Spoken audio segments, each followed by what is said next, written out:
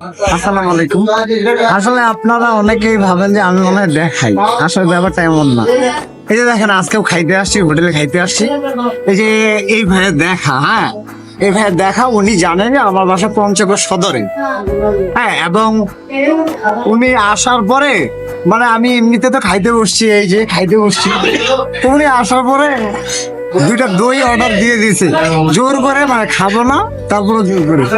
ভাই আপনি বলেন, বিগ ফ্যান আসলে ভাইরা, আমার কোনো ফ্যান ট্যান নাই, আপনারা খুব ভালো করে জানেন।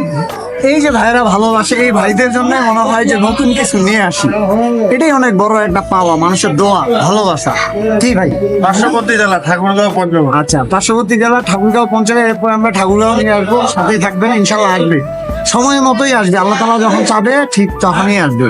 হ্যাঁ, ফলো করেন, বাইরে একটু ফলো করেন।